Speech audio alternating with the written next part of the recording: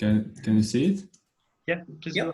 Great. Okay, so hello everyone. I'm glad to be here. My name is Jakub, and with Maciej Majewski, we are developing new monitoring framework called Titania as part of LHCb project.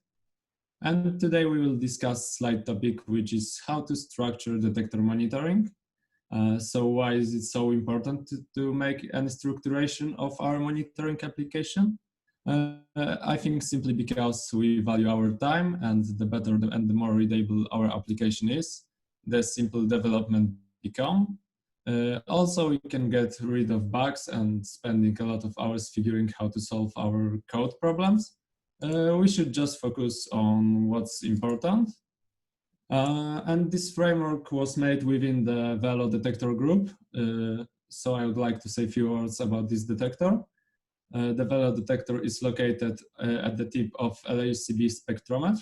The name Velo stands for vertex detector. Its purpose is to help to determine the trajectory of particles in LHCb and to help to determine the exact point of origin and great precision. So let's back to the topic of this workshop. The first thing you should always do with monitoring application is to break it into 3 different pieces. It will help divide responsibility, and change in one part will not require changes in others. So you can scale well with such structurization. The first model is data. You always have to get data from somewhere. It can be either from database, XML files, or from web API. It is almost always necessary to make some changes in order to display them later, to prepare them for plotting and exploration. The second model is exploration. It is also necessary to get some way of choosing different ways of plotting the data. We should also make some changes during runtime, get more information about errors and warnings. And we probably will also want to choose between different data sources or from, I don't know, different sensors or what you need in your application. And the last but not least is plotting module. So we actually get the data. We could change it a little bit during the runtime, but we also want to show it to the user so he can gain some information from it. So this model is responsible for making the actual graphs, plots, and histograms. And that's what the user see and is making some decisions during monitoring with his plots, with the information he gets from his plots. And it doesn't really matter what way you will do the monitoring. If you are writing a new one, you will always have to do some of those parts, all of those parts.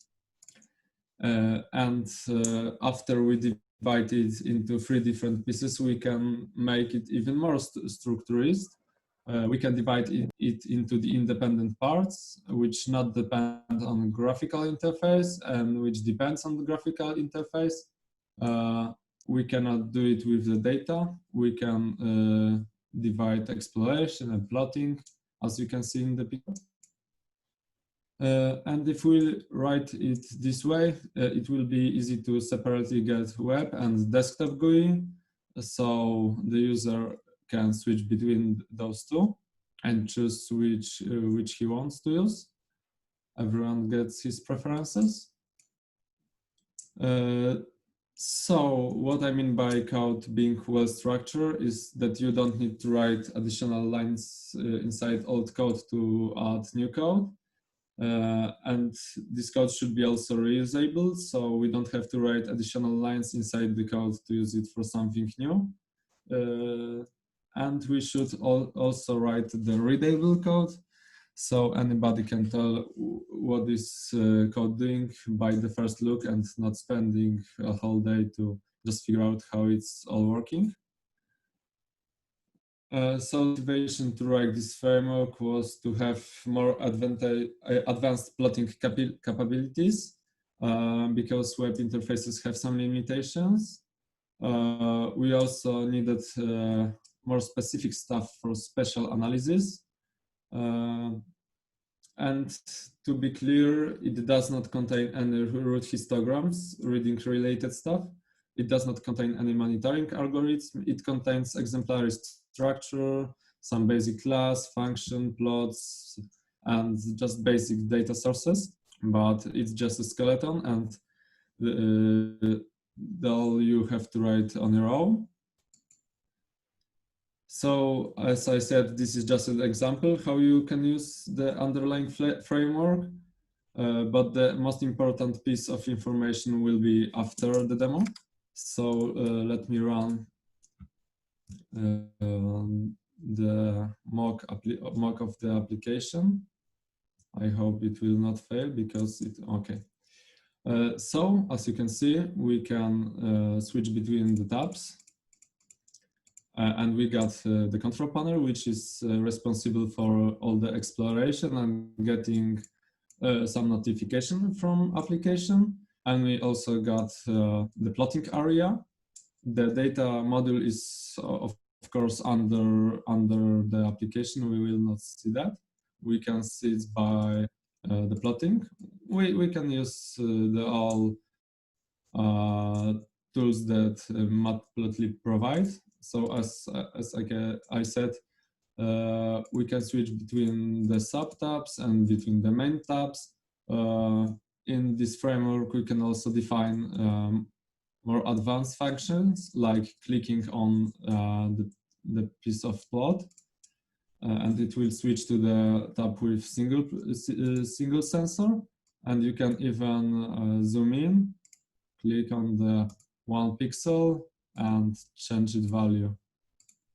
So it sometimes it may help in different monitoring, but that's not that important. I was back to presentation. The actual important stuff is that this is a generic piece of software. This is not the detector specific project.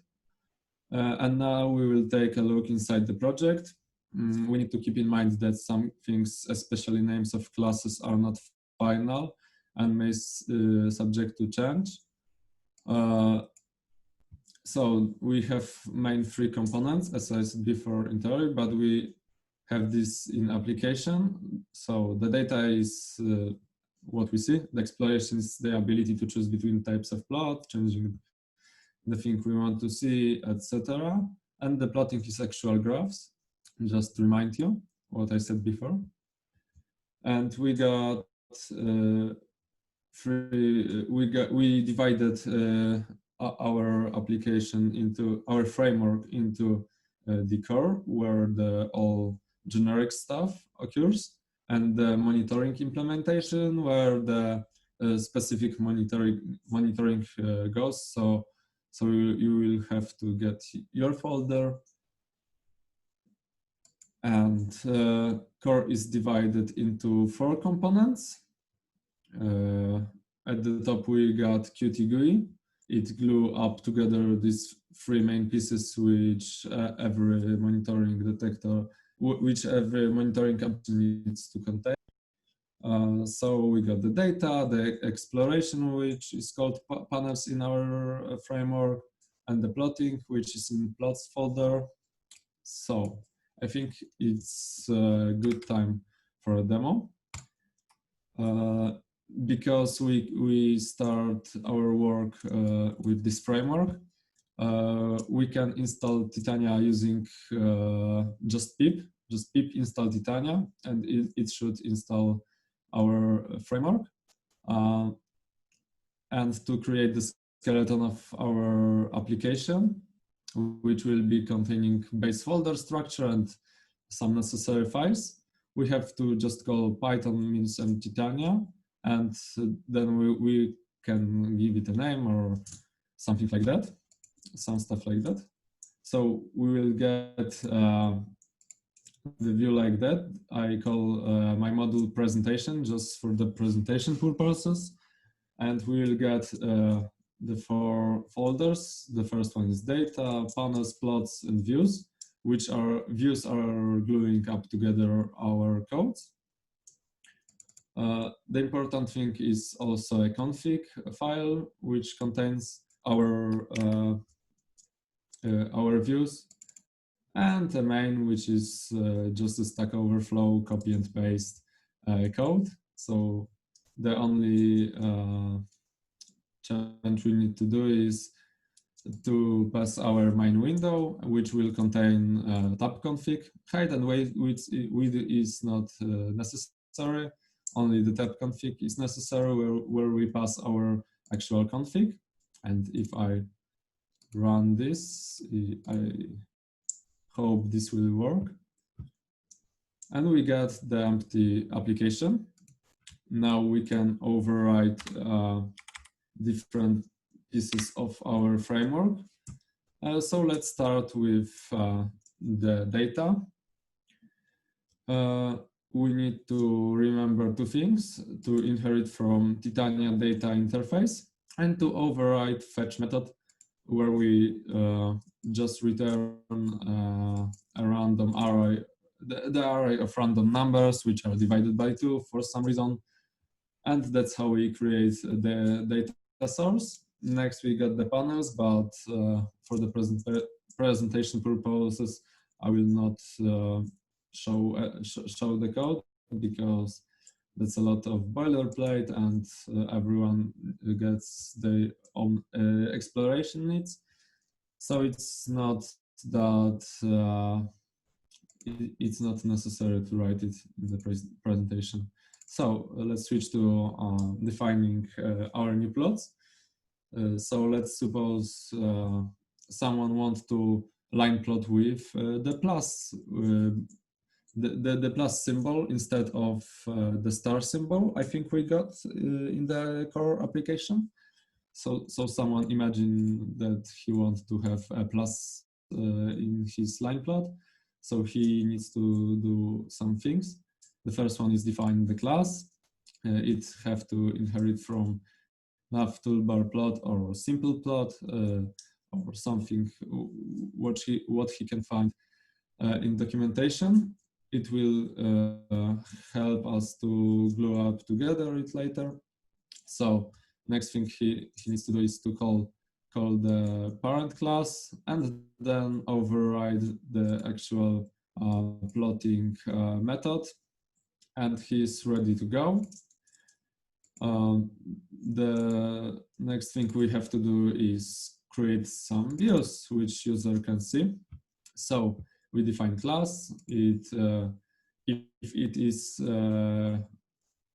Qt based application on the desktop, we have to inherit from Qt base layout tab, and then call its parent constructor in our constructor and pass the data. It's the necessary part. Next, we set our plot. We can also set title. We can add control panel, or we can not add control panel. As you can see in this class, there are a lot of functionalities which we can define in it. Even the black line between the control panel and the plotting area. So let's run it. And as you can see, we still got empty application. The last thing we need to do is to add our earlier created views to the config. And now all should work. I hope so. And as you can see, we got different line plots, and the user can switch between those. And I think that's all for the demo. I think you have seen the most important parts, and you got a skeleton for your monitoring application. The more detailed info is in documentation. So let's switch into presentation. So let's sum up advantages of such approach. The first one is structure. now you know where to put anything. If you need to add new database connection, you just add it to the data model. If you need a very specific kind of plot, you add it to the plots. If you need to move around in specific way, you define new sidebar, which is called control panel in our framework. The second one is reusability. If the interfaces are used, you can extend and reuse as many classes as you want. And you should use things that are already there, but you can define the new ones if you need. Also, we got less dependencies, which are always good. Anyone can contribute without making MLs, which is a big advantage, because everyone which will get into our framework will make new features without making a mess inside the old application. And you can support multiple plotting frameworks, not just the matplotlibs. We got also Seaborn and some smaller ones. Also, I think there is PyPlot somewhere. You can also use a low-level libraries. I forgot this name, but nearly all plotting frameworks are possible to use in our framework. You can support interactive plots, and it will support monet in the future or other waypoints, but it's for the future. Now we focused on making the Qt GUI. So the conclusions are that the piece of code is not designed to view only one sensor data, but it will allow to do things right way with minimal additional code. And the main points you should remember from this presentation are how we structure a way of adding new plots. And if the blocks of code are properly developed, they are highly reusable. You should also remember that anyone can add plots in this framework or its implementation. And if you want to use it right away, you can use this repository link, and we will soon move to LHCb repository. And I just got the information today that pip install Titania is working right now, so you can do it that easy way. And we are more than happy to accept any suggestions or contributions at GitHub issues, and we will be thankful for participating in creating this detection monitoring framework. So I would like to thank you very much for participating in this workshop. Hope you will consider using our framework someday. And if you got any question, I will try to answer them. And I see you are using Slido. Okay, I will move it to the monitor. If you want to change the data backend, in how many places do you need to change the code? I can show the chart. You just need to change it in one place, or you can define a new one if you want. Are you planning to license your software? If yes, which license? I think it will be free to use, and we are not planning to. It will be open source. I think we didn't think yet about a specific license, but it will be open and free at any time, I think. And what's the plan for Titania in the context of already existing LHCb monitoring environment? Is it meant to be complemented, supercated? I can answer that question. Okay. About Monet. It's supposed to complement it, as far as I know. So we were thinking about making those two work together. together.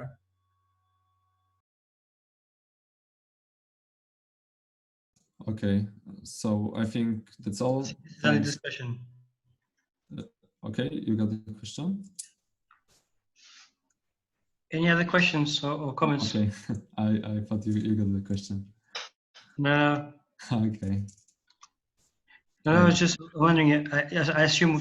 Okay, so I should be specific now but yeah, for it's under discussion how this is within a Monet, or if this is something separate, or how that process, how these two projects proceed.